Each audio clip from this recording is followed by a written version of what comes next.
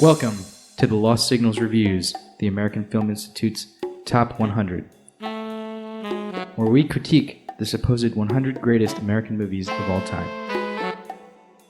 Join us as we decide if they're worthy of the Mott's Top 100. Or Mott's.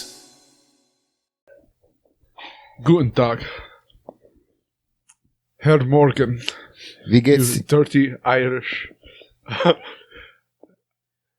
You have your good friends, Stephen and Scott here. Saved your ass. Wait, in I'm World War Scots III. Irish, actually. Part Scots Irish. It's not important. Okay. What is important is that you have your good friends here. I do have my good One of friends. them is going to die now by your choice. The other will be saved only to die later.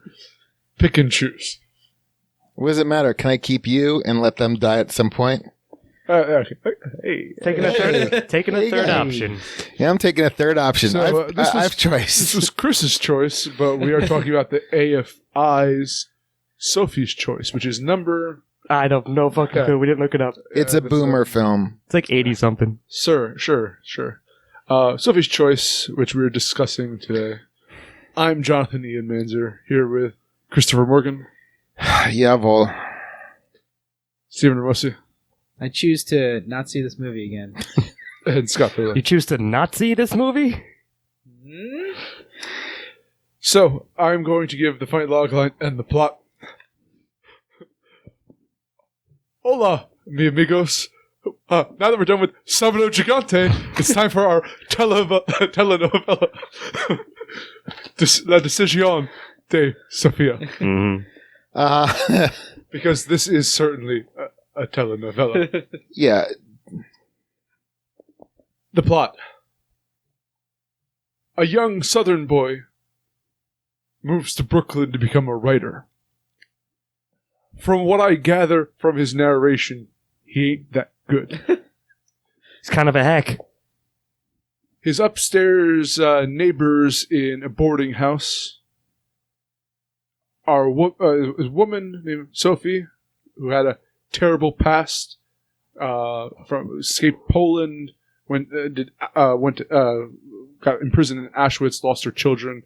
But none of that's actually important to the plot of the thing. She suffered a lot, and she has a boyfriend who's abusive, and they have an on-again, off-again relationship. The young writer falls in love with Sophie, but he's kind of in the friend zone for the majority of it. It turns out the boyfriend is schizophrenic. What a twist! And then Sophie and the boyfriend commit suicide. The end. Because nothing else in this film is part of the That is actual the narrative. literal plot of And the event. I am going to argue this based on precedent from previous films and Nocturnal Animals. Okay, first of all, I agree with you 100%. The Holocaust part was completely exploitative and pretty much, honestly, was not solely necessary. It was to gain sympathy for Sophie's character, and I didn't buy it. We are just basically trashing this movie, not...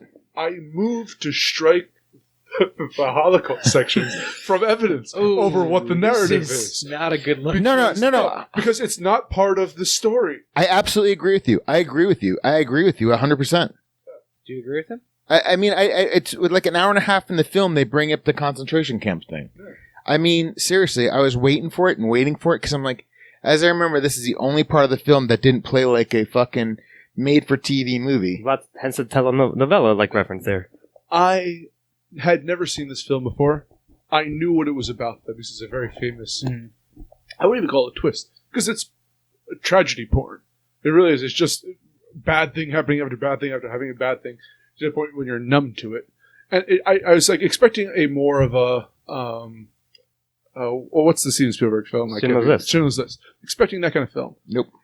Maybe a quarter of it is a bootleg version of that, But the most of it is just. Even though it was released 10 years before. But I get what you're saying. But it was just these obnoxious people in a love affair, but it wasn't even. I don't know. Wait, can I say something?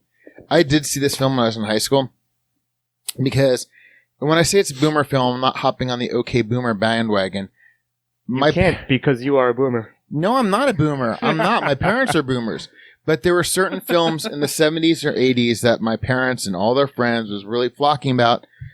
And like things like this and French Lieutenant's Women, both of whom starred Streep and Klein, were books first, and everybody was raving about them. And then you've got the Woody Allen movies like Manhattan and Annie Hall and Hannah and Her Sisters. And there's a bunch of like films that like my parents and their friends gathered around and like loved. And I remember seeing this, and I remember not being affected by it at all.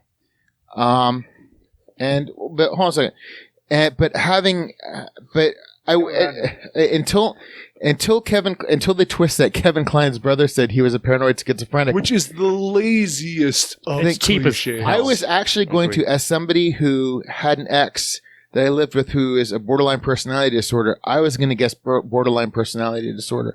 But no, Of course you were. Bipolar. I could have seen that. yeah. But the thing is, because I'm bipolar, so so I'm sitting here. I'm spent more time in the first third of this movie trying to analyze who this asshole was, than I was really paying attention to the narrative. But I mean, I just want to explain my dismissiveness of this film when we rouletted this for we rolled the dice on this for this movie. I'm like, oh my God, I have to sit through this shit again because I was completely unaffected in a room with my mom, and after watching this film, I completely understand. yeah. that So I was fucking dreading watching this shit again. It was worse than I remembered. All right. We spoke for a while. You gentlemen. All right. Well, two quick things. It's number 91 on the AFI officially, so it's pretty far back. And yeah, we rolled it out of 6 possible choices, so it came up on this. So, quick person for me. I knew of the film, but I didn't know what it was about. And I don't know, Steve mentioned to me by cultural osmosis, he knew it was the nature of it. I thought Sophie's choice was her having to choose between her having a child and saving herself or her child, being pregnant. That's in my mind what the culture, what it was about. Obviously, it's not. Other than that, I wasn't quite familiar with it. So now having seen it all the way through, yes, while not as perhaps enthusiastic about the angle that you're about to take or are taking on it, I do see it, and I do agree that her tragic backstory is kind of tragedy porn, as you mentioned, or at least it comes off that way nowadays. And it's not part of the narrative. It just isn't. It's her whole monologue explaining why she is who she is and how she came to be. That's fine, but it also is not the story, as you said, of the soap opera-ish events of this weird love triangle. So I don't know, man. If we're going to scores and stuff, I'm not going to give it a 3. I don't think I'll give it a 1 either. Might. I get it. It's a fine story now. It could be a little more streamlined. I know it's a weird thing to say about the nature of this plot, but I felt its running time was a bit too long. They could have trimmed some parts.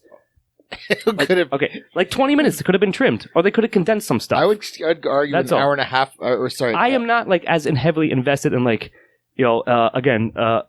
gung ho against it as you guys seem to be, given your history and given your impressions of it. All I'm saying is I'm giving it probably a middling 2 for most of the reasons you pointed out, and the major what everyone remembers this film for is not part of the plot. So, well, let's even go, and then I'm going to rant some more. Okay. Well, that's my. Can't wait. So yeah, I agree with Scott. I'm not as virulently opposed to this movie as you guys clearly are, but I also. So I said this to you earlier. I came out of this movie. I was like, it's a pretty good movie. But the more I thought about it, between when do we see this? Tuesday? A couple days ago. Between Tuesday and today, which is Friday, I more and more kept thinking of reasons why I liked it less and less. And a lot of that didn't necessarily have to do with plot. And I do agree that all of her backstory and all the best most interesting parts of this movie, I guess, which is this could have been a decent movie about her ordeal in the camps or Yeah. whatever. that would have been probably better than what it is. It feels almost like a really like sappy version of Apt Pupil to an extent. Like a weirdly, I would have like preferred that. like a weirdly like it's got the same kind of idea to it where like Apt Pupil is a modern day version of a story that has its backstory in in World War II. But it's about the reflection of evil attracting evil and feeding off of each other. This is about a bunch of assholes, including Sophie, because Attracting each other and feeding off each other? She's attracted to, like, tragedy. Even the librarians are a dick to her for no reason. As she's like dying of Yeah, anemia. but she's not attracted to the librarian. No, but she attracts the tragedy there. But it's not... Maybe. Yeah, I suppose you could, in the loosest sense of the terms... I'm not saying they're like a one-to-one fucking thing, but like it puts me in the mind of that like, oh, we're gonna tell a story that's happening now, which is going to be informed by something that happened before, which we will slowly unfold for you as the story goes on. You know, like that type of thing. Well, in the weird way, I think Apt Pupil, which is not a good movie, did it better. Yeah, perhaps a better short story, I would say. But anyway, as far as that goes, I think I'll probably give it a very soft 2. Like I'm on the borderline Pretty of a much 1. where I I know stand. you guys are in hard 1 territory, if not You're raising your hand at each other 0, for- which I don't think it deserves 0. But It does not deserve it. No. but yeah, that's kind of where I'm at. I think that the story, while not great, is good enough for a very soft 2. Yeah, me too. So I've got to go over a couple of stuff again because I just want to gather my entire thoughts of this. If we're just looking at the narrative, I find the idea of a paranoid schizophrenic turn to be patently offensive. I think it's offensive as well. I agree.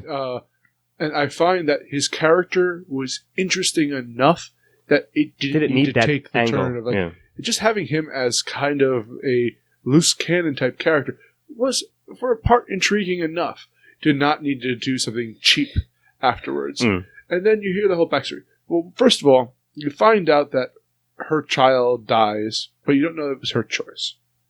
One child you know dies. You find out the second child dies later regardless of her actions. And then you find out that that she had to make the choice. But the fact that you realize that the titular choice had no lasting impact on the survival of either child diminishes completely that emotion. It's so much tragedy thrown at you, it becomes it's almost like a bad soap opera. But by your own But I can't even by your include own any of thing, that should make no difference as to how you score it. Okay. So it's just a bad soap opera with really strange twists throughout it. Okay. Sure. My father was a good man. No, he was a Nazi sympathizer, but he got killed by the Nazis. Why didn't you trust me with that knowledge? It's so bad. Okay, there's 3 ways you're getting on with this movie. Sophie's choice being her being with an abusive boyfriend and this Southern guy, which would have just been a telenovela. It would have been shit. Sally Fields should have been playing. You could have gone with Sophie's choice, meaning actually centered around the Holocaust and actually build up to that, through a creative narrative. That would have actually been a good movie. You could have also had her, omit. We're not rewriting this. Well, hold on a second. I'm just telling you that this film, I'm just explaining to you that this film had no direction to it, in my opinion, because the third way you could approach it is omit, oh crap, I can't remember the name of the guy. Stingo. You could have Peter McNichol's character? Yeah. You could have omitted his and have this be a drama where you have Nathan not being, actually being somebody who's sympathetic, who's in love with this woman, and then it wouldn't feel like Great Gatsby. Yeah, but the thing is, you could have made this. There's 2 decent dramas in here and 1 shit telenovela. There's nothing decent. No, but what I'm saying is this film was completely mishandled from beginning to end. I agree with you. I'm giving this thing a 1. because it was completely mishandled. There's 3 movies in here, one that's shit and 2 that have potential, and they couldn't figure out which way to go. And they spent 3/4 of it on the shit movie. Exactly. Well, it was adapted from a novel real quickly, but apparently, like, perhaps too closely for a number of critics' likes. I just want to mention this that. critics' Yes, clearly is what I'm getting at. But I'm sticking with basically a softer 2, as Steve said. It's good enough, and that's it. I'll just bring up another point quickly then. More evidence here. Even if we just look at the relationship between Nathan and Sophie here, it's a very, very long film. It would be a long film if they cut out the Holocaust sections to it even. And they had scenes, over and over again, scenes of putting that Nathan is can be a bad guy, can be a loving guy, but he has bad temper. They break up, they get back together. They do this like 5 times throughout the film, which you've agreed earlier before the cast. And they could have a bit too saved many. a half an hour there because we weren't learning new information in the plot. They were just retreading the same points over and over again. I don't disagree and with that. resetting the status quo throughout, only to throw in stranger twists as this went along. I'm saying that I'm done now. This is my rant. I hate this film. I've almost up this film to 0, but there is some semblance of a plot. I mean, this film made me wish we were watching The English Patient. I mean, because as bad as that movie is, at least it was funny. Because everybody overacted. What? You didn't like them on That Coney fucking laugh Island riot, going The English around Patient. the Oh my God, I little hate circle thing? No, I mean, The English Patient, I almost got thrown out of because I was laughing through it. But, I mean, this film is not even... yeah. Story for another day. But my When whole... we review The English Patient, we'll talk about that. Yeah, it's a funny movie. But by the same token, but what I'm saying is this film took itself way too seriously. It was a really uncomfortable film because... I mean, thankfully, I knew that like Sophie and Nathan were going to kill themselves at the end, so at least I had to look forward to that. But Okay. no, but seriously, What are you giving it? I'm giving it a 1. Okay. Yeah. 2. I'm sticking with it 2, but a lot of your points that I think why you're giving it 1, I think will come out in later questions. So Oh, they're going to come out later questions I from my understand. zeros later on. All right, Chris, talk about what the heck Sophie's Choice is about. Okay, Sophie's Choice really, if you in terms remove- of themes, that is. No, honestly, in terms of themes, the gravitas given to her time in Germany, working for the commandant of the concentration camp, was at best a quarter of this film. So I agree with Ian, that is not part of the narrative. So I'm going with the narrative in that Sophie is choosing between. There'll be themes and Yeah, Sophie's Choice, Nathan, and Sophie's the guy Choice is from named. Ghostbusters 2. Yeah, no, Dragon Slayer. I was going with Dragon Slayer, but that's okay. that's one of Sophie's choices, But right? but my whole point is Sophie's Choice. In the end, her backstory informed her of which one of these two guys she was going to choose. That ultimately was her choice because her actual choice between her children, which actually had gravitas, was a subplot within a subplot within a subplot. So I am going the themes of the theme of it is 3 damaged people in a love triangle that I didn't. I'm sorry. The Southern kid was not damaged. He was fresh out of the box.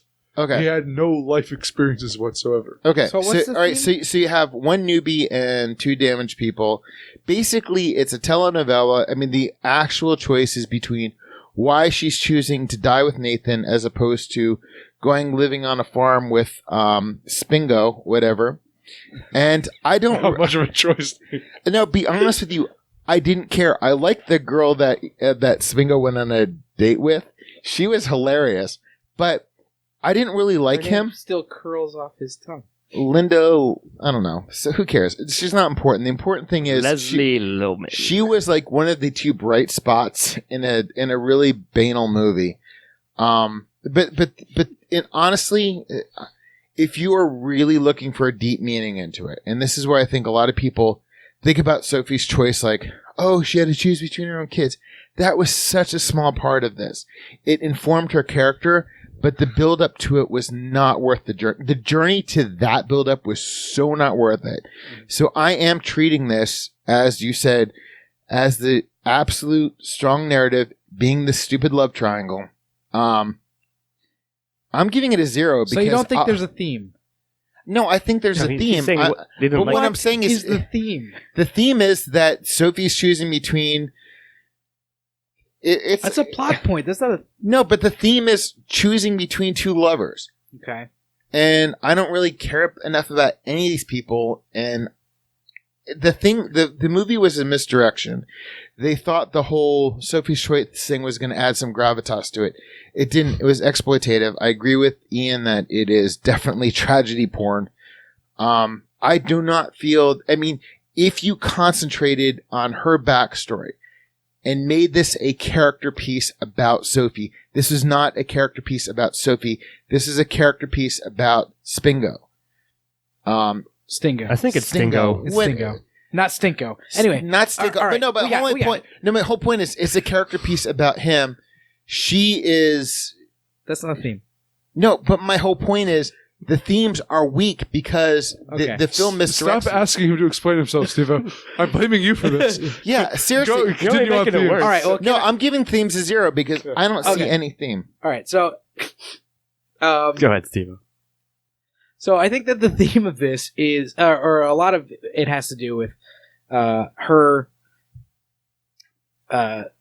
making terrible choices, and like the idea that she is making terrible choices because of the things that happened to her, right? Like your history informs your personality. Yeah, and like a lot of it is like the idea of she's a broken person. So She was making poor decisions before that. Before she, I mean, yeah, she got on that train with the ham under her skirt or whatever. Oh, no, that was a that was fabricated fake. story. I know. That was, yeah. I And understand. that lie was a bad choice as well. Sure. Anyway, the point is that, you know, like as she comes out, like in terms of the narrative, that she's a broken person who sticks with a person who is bad for her because she either doesn't think that she deserves any better or thinks that he's the only person that can ever possibly love her because of the choice that she made. Right? Like that's or her other options, Stingo. Other options, well, Stinko, if you will. can live on a farm in Virginia. All right. Well, either way, that is actually a theme, and I'll turn it over to Scott. Wait, what's the theme? No, tell me a theme. The theme is that she thinks that she's too broken to deserve love, and that actually Therefore, her plays, abusive that relationship. plays into a lot of people that came out of. If we're going to go further into it, it plays into the idea that a lot of people that came out of the Holocaust had similar stories. Whether or not you think it was done well doesn't make any difference as to whether or not that's a theme. Name us a German virtue, Amadeus. All right. I don't know what the fuck you're talking Chris about. has clearly gone off the rails. Scott, I haven't go said ahead. a fucking word yet. So, but I honestly don't know what to come down on because, yes, again, I don't as vehemently see you guys' point, but I do see it. So I was going to go with, like, life is messy, which I know is like a fucking cop-out answer because that's going to be the case always, especially given the nature and the time frame of the setting of the story and then the time frame of the backstory of a character within the story. The 80s? What? Yeah, no. The 80s. 1947 or 8, Yeah, but I this believe movie it's- was made in the yeah, 80s. I so- understand. Oh, Out of Africa is another boomer movie. Mhm. Sorry, go on. Thanks. About the African Queen. I That's not. completely lost my train of thought Prove it. because you're just shouting random shit at this point. However, I was going to go with, of course, like we said this among the movies. It's almost like the apartment thing, like other movies we've done, where like it's just a messy love triangle. You got to figure out life. But your as you said, Steve-O, your history informs the bad decisions you might make, even if you don't think they're necessarily quote unquote bad. But you're again like the person you've become because of your tragedy porn history, if you will. Still thus informs you of making bad decisions, or at least in putting yourself in situations that aren't the best for you and without realizing it. I like So, like- this blame the victim type thing. Well, Once you're stuck down a bad path, you're going to head down that. I'm not saying I'm blaming anybody. You're putting words in my It's mouth, not- my friends. No, it's not her fault. It's just that's the way That's that not- life is. That's not what the- I'm trying to that's say not as well. What the argument is. There's a. So anyway, her trying to commit I'm not suicide even is a done by virtue of this. I'm sorry, Scott. Go on. I still don't know where to come down because I think the movie did enough what it wanted to with. Now, whether or not, of course, your reaction to it, obviously your mileage may vary hugely, clearly, even a small sample size as we have here. I don't just think it was as bad as you guys, or like as devoid of meaning whatsoever that you guys seem to be arguing for. Now, that's probably flows through from what you said about plot. I think I might lean on the side of a very soft one again, just because I see the themes they're going for, and I think they did it well enough, specifically because of the performances, but not necessarily on paper, if that makes sense to you. I get the themes of the film. I think they came through in the way they intended them to. Now, your reaction, of course, and what you make of it as presented to you is going to be subjective. So that's my... There's an old adage that film students, the first film they make coming out of film school is a movie about film school. And it felt like a subpar writer telling, with no life experiences, telling about... it actually reminded me quite a bit of Midnight in the Garden of Good and Evil, which I really enjoyed as a true crime thing, but it's because he uses himself as a framing device to tell this story about more interesting people than himself. But it always kind of felt like he was taking more of a voyeuristic look at things, which I think they were attempting a voyeuristic angle for in this Sting, case. Except that he gave up the voyeuristic angle And inserts himself into this, and he is the least interesting person, perhaps, in film. Well, certainly in this film. Strong statement, but yes, agree in this film. I think it's arguable. And actually, that's not a bad point. Like in terms of how they were trying to go for the voyeuristic thing, like that's a lot of what happens, or what I think they were trying to go for in terms of making him a writer is like, oh, he's going to like look at this from a writer's perspective from the outside, like looking at it as material, and then he becomes involved in it, and like that's the whole thing.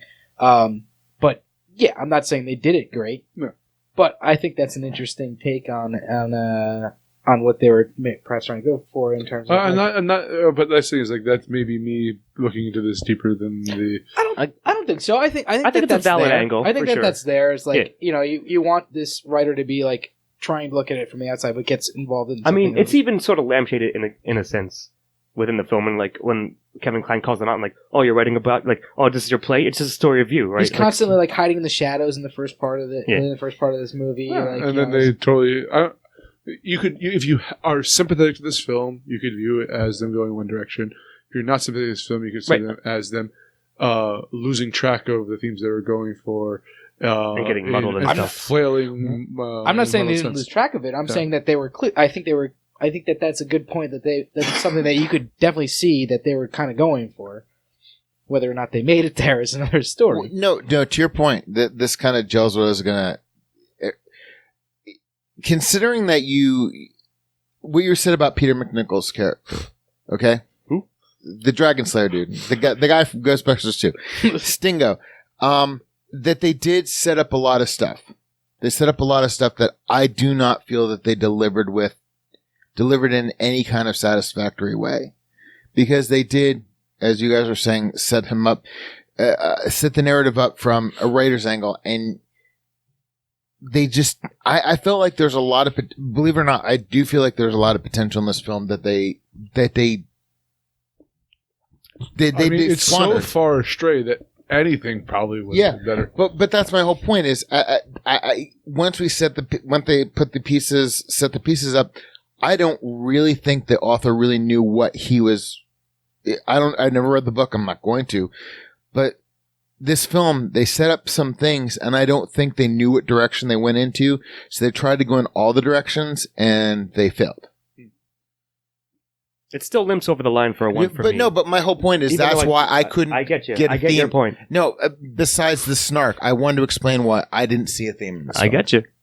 Got it. Yeah, I'm going to do a soft one.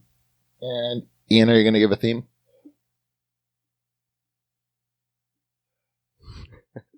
I think I'm letting my personal grudge against this movie cloud your criticism, my, objectivity. So for this one question, I'm going to give it a 1, but I'll probably deduct points from later questions. I got you. Fair enough. That is totally legit.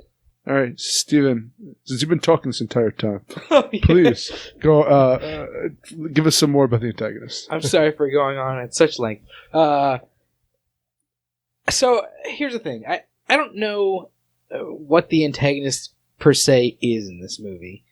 It's certainly, I do not see a good antagonist in the movie, to reuse a joke from earlier. And I don't know if like Nathan is supposed to be an antagonist. He is certainly at some points, but not a great one. He pulls a gun over the phone. The most threatening move in the world. Chekhov's phone gun. Chekhov's Chekhov's tow booth. Yeah, Chekhov's gun by toll proxy. He's literally phoning it in. Oh, yes. Oh my god! All right, Go on. that is Thank it. you. Win. I don't think this movie has a good antagonist. Mm. Go on. Yes, well said. I agree. Like, while it's maybe set up like early on, like you think it's going to be, it's like they're antagonizing themselves, but not really. Like, you tell me, what is the force? Like, I'm just backing you up. Who or what is the antagonist film? I don't see one. It's sort of absent. Maybe it's the nature of the story and all, but it's just not there. Kevin Kline, maybe, as you said, almost sometimes approaches it, but not really, and then completely invalidated by the explanation of what he's doing, why he's doing. As usually do, damn, you stole my entire rant here. Yeah. Mm-hmm. Because here's the thing is, I actually like Kevin Kline, the complexity of Kevin Kline's character initially. Because you can see how he's charming Mm-hmm. and how Sophie could fall Yeah. for him. You can see his violent tendencies. He's a threat at times, and he's very intimidating at times, too. But they have to explain how he's not normal. Yes, and that Right? invalidates So annoying. his Let me ask you guys entire this thing. question. Would it have been better if he was just a straight up like alcoholic and that explains his violent mood swings? Oh, Would that have been would less great. offensive, Yeah. right? Yeah. But the other thing is, and this is going to come down to a lot of my views on this film.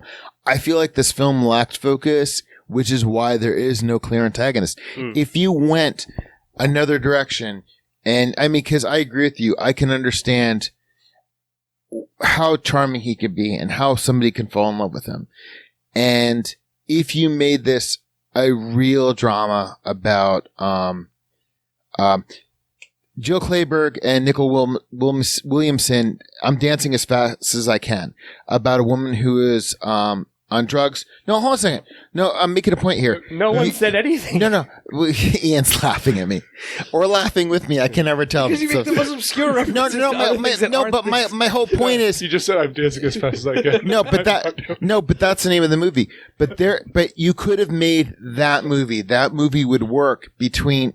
But the problem is this film lacks focus. There's a lot of ways you could have gone on this film, and I don't think the film really knew what direction it wanted to. It wanted to have all these things and didn't successfully flesh anybody out. It wanted to be the precursor to M. Night Shyamalan with, like, what a twist. That's Like, not- I this- mean, I referenced that earlier, sure. Oh, sorry, I wasn't paying attention. No. Oh, all right. You're not paying attention to me. So hold on. Why am I? Chris? We usually don't pay attention So to you don't Steve. have- You're not paying attention to me. No, No, I'm not I paying know. attention to Scott. Okay, You're not good. paying attention to me criticizing Scott. God damn it. God damn it. I'm sorry, Ian. Go on, Steve-O. 0. Speak. I don't mean to shut you down. Same frame for me, 0. They're trying to shut us down. I don't want to shut you down, Steve-O.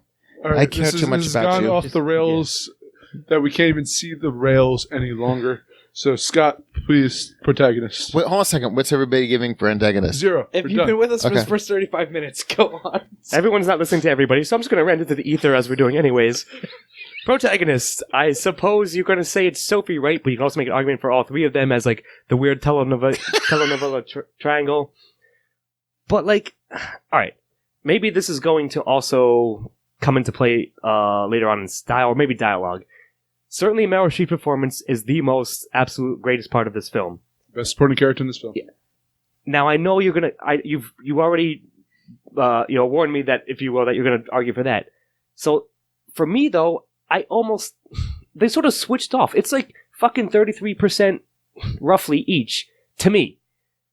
I totally see the argument, her being the supporting character, but like we still follow her story. Like they're all entangled with each other the whole time. They quickly become friends. Sophie and Nathan, and Stingo, like, right? It's set up like there's a fucking montage. It's like, oh, now we're all friends. Now we're like the best of friends, and we party all the time, and we hang out. And We got you a cool hat. Enjoy the club. yeah, looks good on you. So Bring your green hat. the thing is, like, to me, like, I am going to lump them all into like splitting up protagonist duty.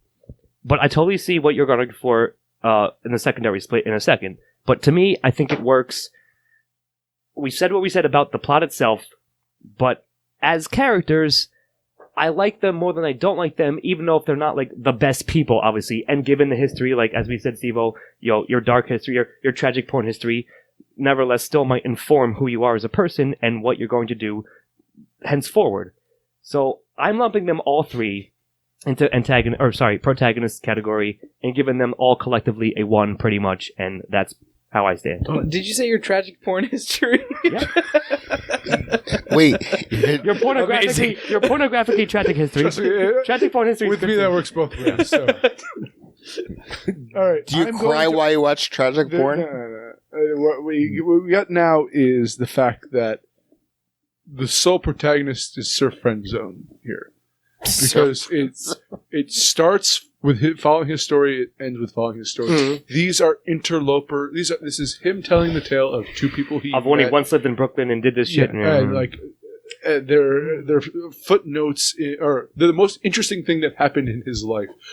in those 2 and- years or whatever it was. No, in his entire life Alright. until he went on to become a curator in Okay. And Ghostbusters too. Sure.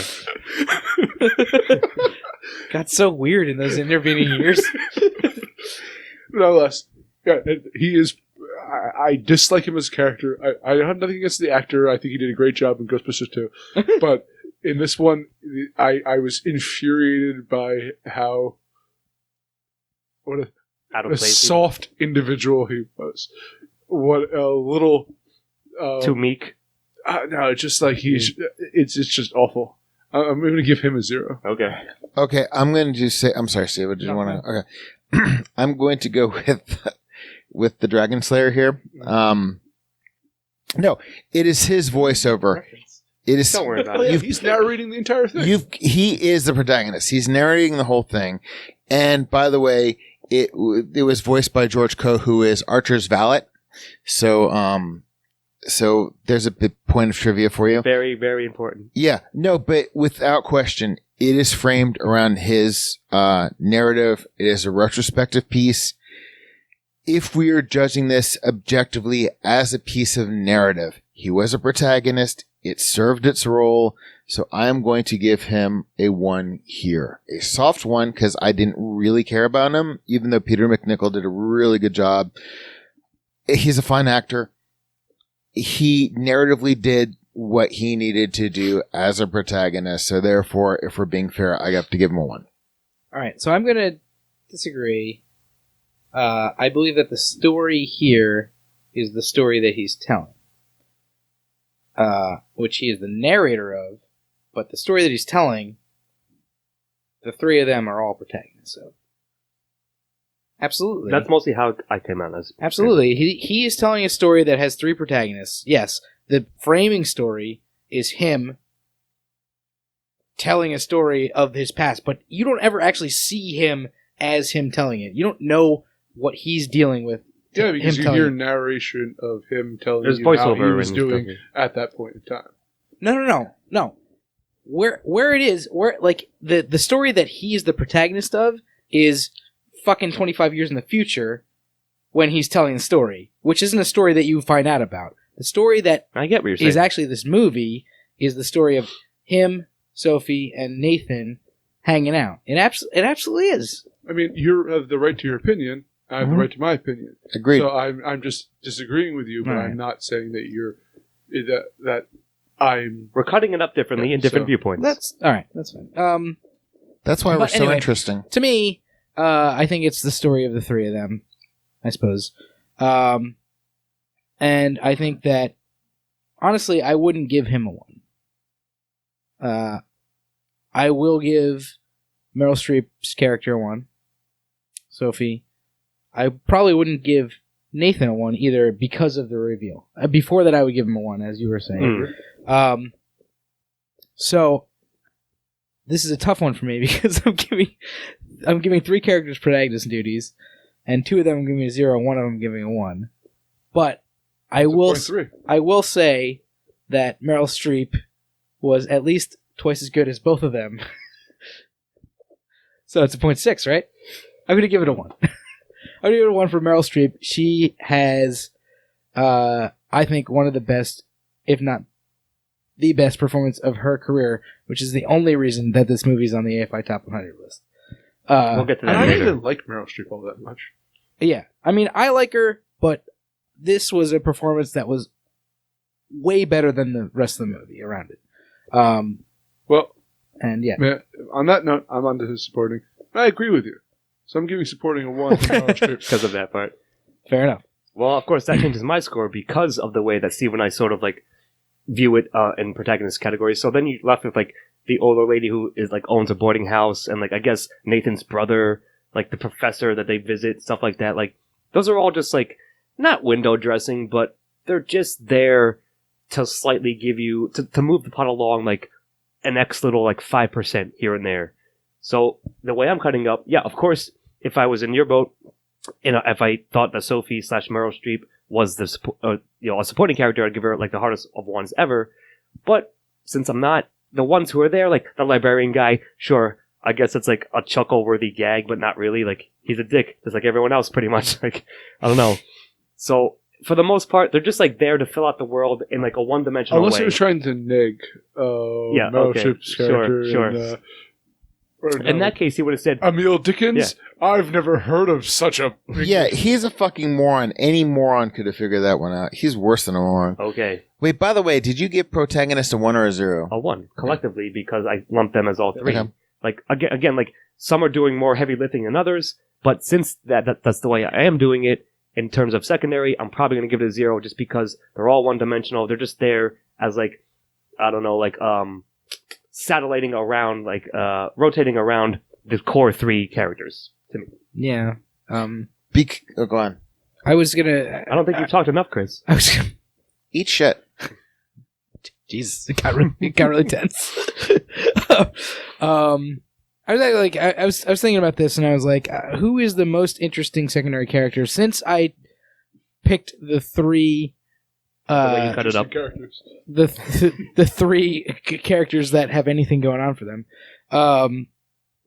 and I guess the most interesting supporting character is the Nazi, the Nazi captain or whatever he was. In flashbacks. In flashbacks, yeah. I mean, let's like even if he's not in the plot, he's still a That's fair, character in yeah. the movie. True. Even if he's not in the main narrative, But what I would say is that I'm not sure that he's going to make it for me, so I'm going to give supporting a 0. Good choice. Okay, I lumping Sophie and Nathan into supporting characters. I'm going to say that the standouts for supporting characters, even if they're window dressing or not, was the commandant's daughter. Again, well, hold on a second. But again, the tragedy, the thing that would have made her performance better is if they had focused on Sophie's time with the commandant. But I still think she's an effective character. I think the commandant was an effective character. I found the person who wanted her to get the radio to be interesting, even though these people were like Random resistance guy. no. But when my whole point is The quest giver? the quest giver. No, these are all like tragic characters of Shower a quest subplot. giver. These are all characters in a subplot that should have been the main plot.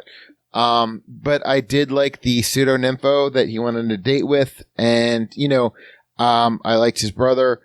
But by the same token, the strength does go to the fact that I put Sophie and Nathan in supporting character roles. I have to give this 1.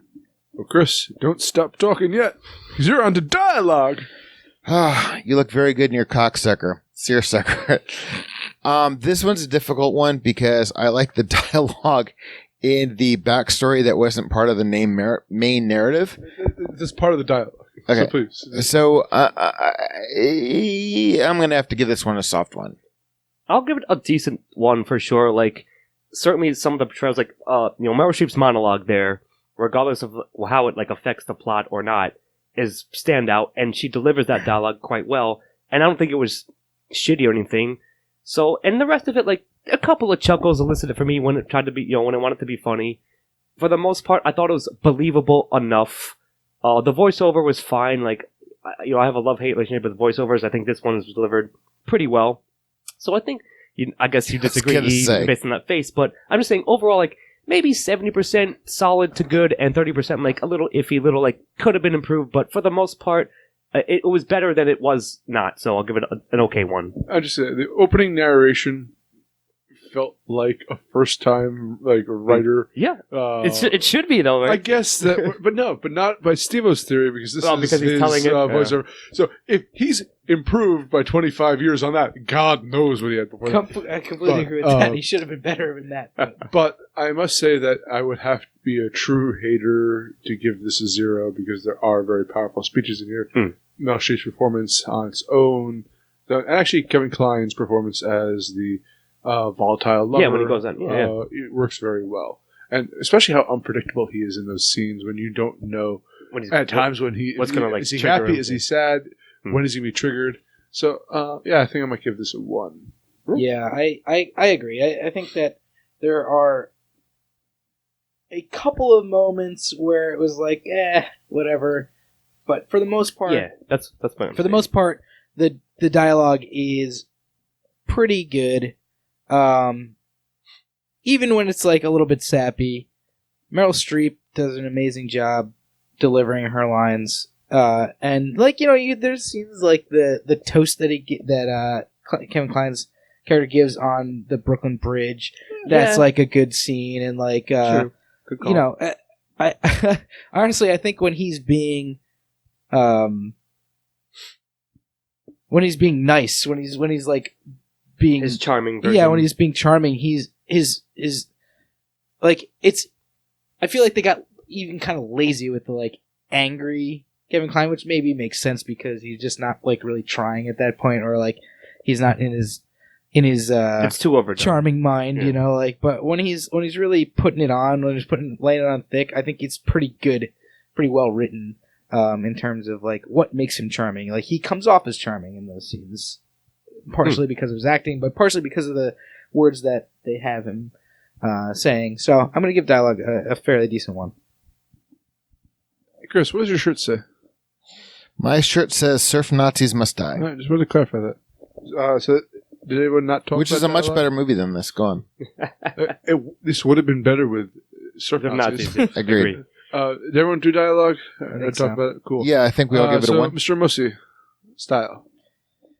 Style's interesting. They really mucked around with how the flashbacks worked in this, which didn't work for me very much. Or at least 2 of them, 2 out of the 4 or 5. For me, gone. And it wasn't so much that I didn't like the way that they carried on with the flashbacks. It was like the transitions were not great. Yes.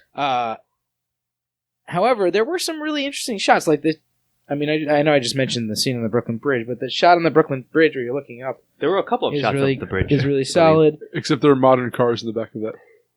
Oh, were there? I didn't even actually, because I was watching this on Amazon. It was free on Amazon.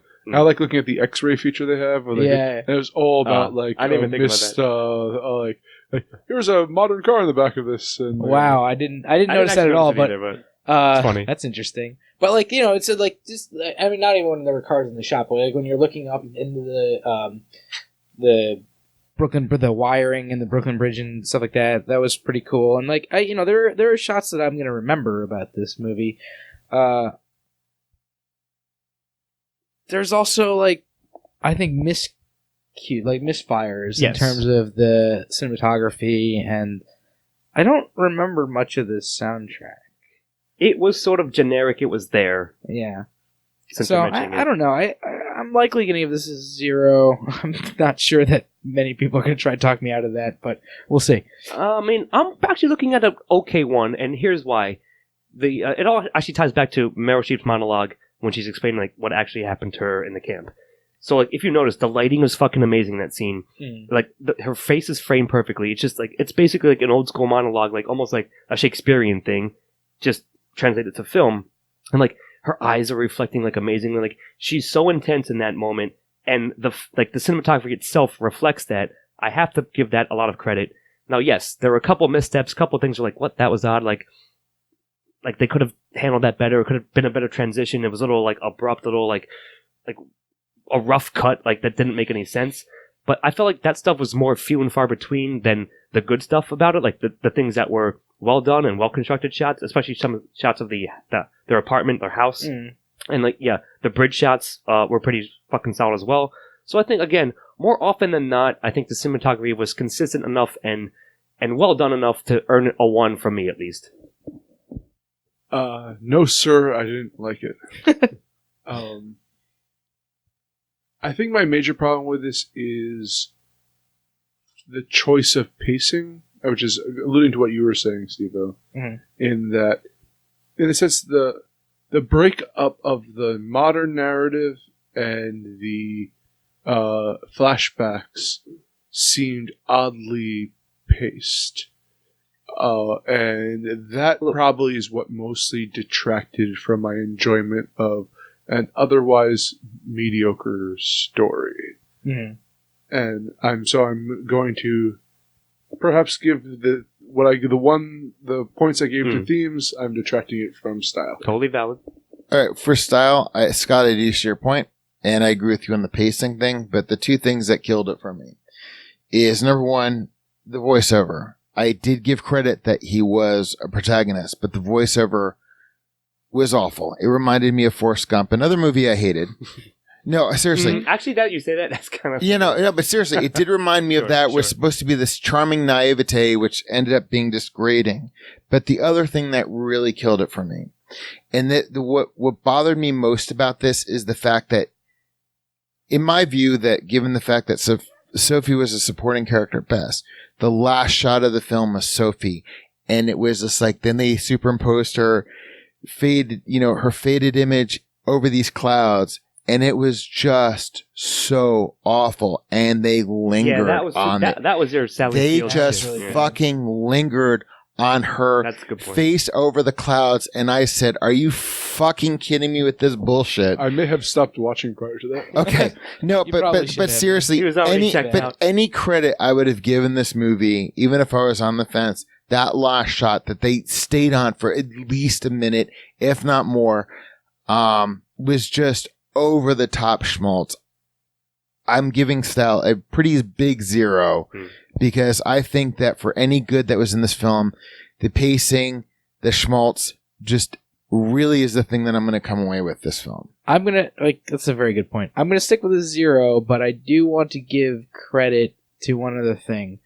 The makeup and like effects that they did for Meryl Streep when she was like Sickly and stuff. sick And in the camp. Oh in no, New York, and when she was in the camp, were really well done. it's funny. She normally looks like that. It's the makeup that makes her look like Sure. Jesus Christ. Well, the funny thing is, seeing like a film like this now on HD, you can like see the seams. yeah, actually, So it's even a little grainy. Like, yeah, to be fair, because the- to be honest with you, I could tell it was makeup, but I also had to be like, I'm watching on an HD, and it was not HD wasn't around at the time.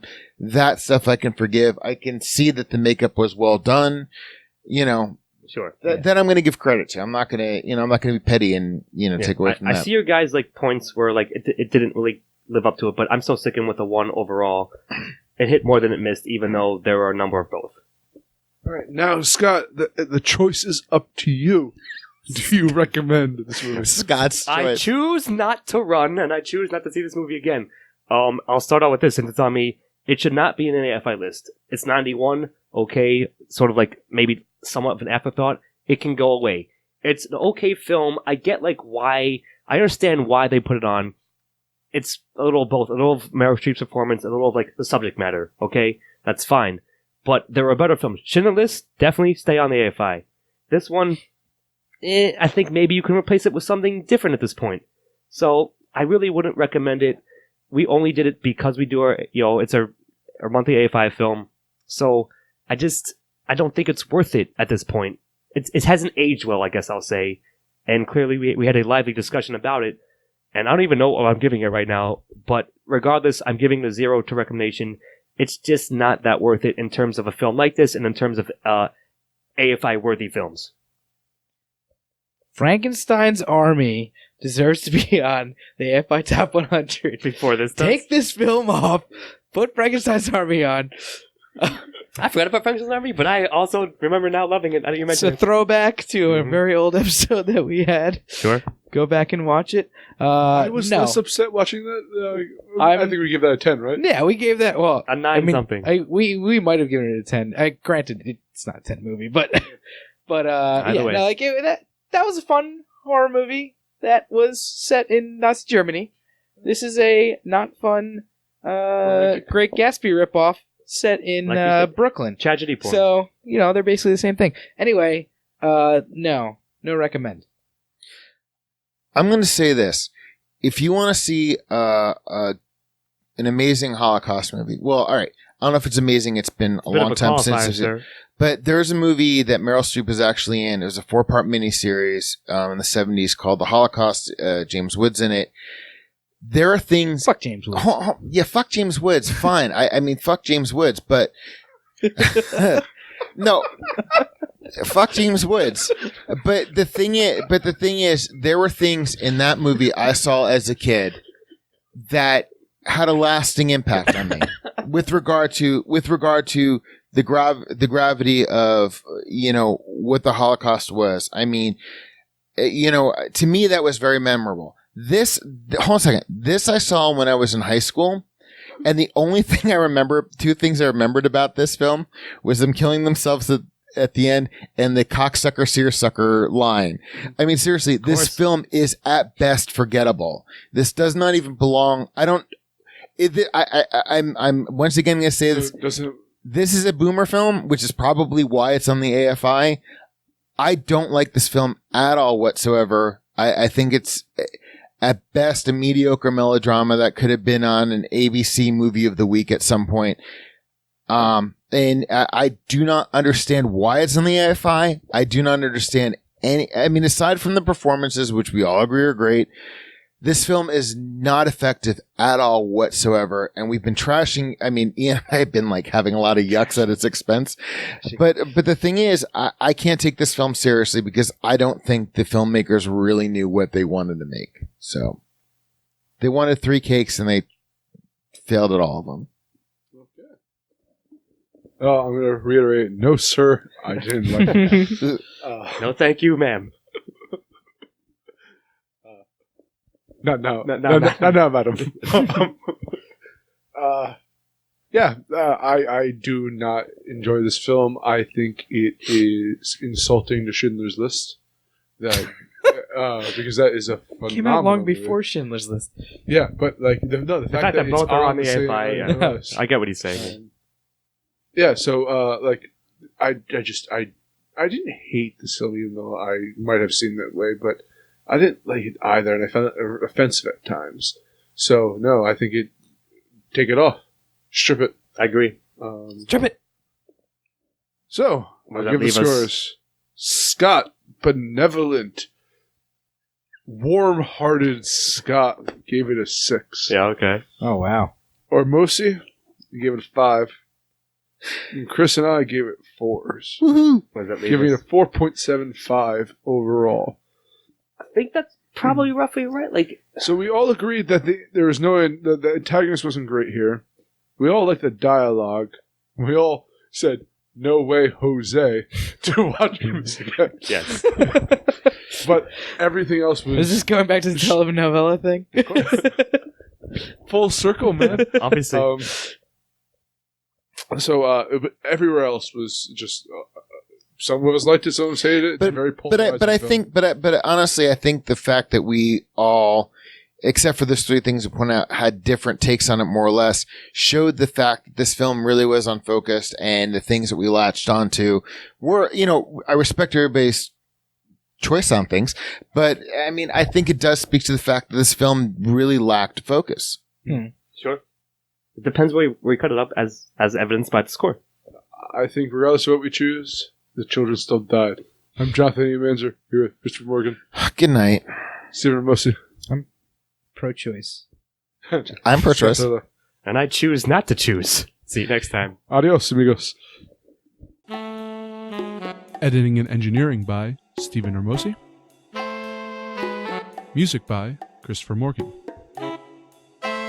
Check us out on YouTube and iTunes for the shows, and on Facebook and Twitter for updates.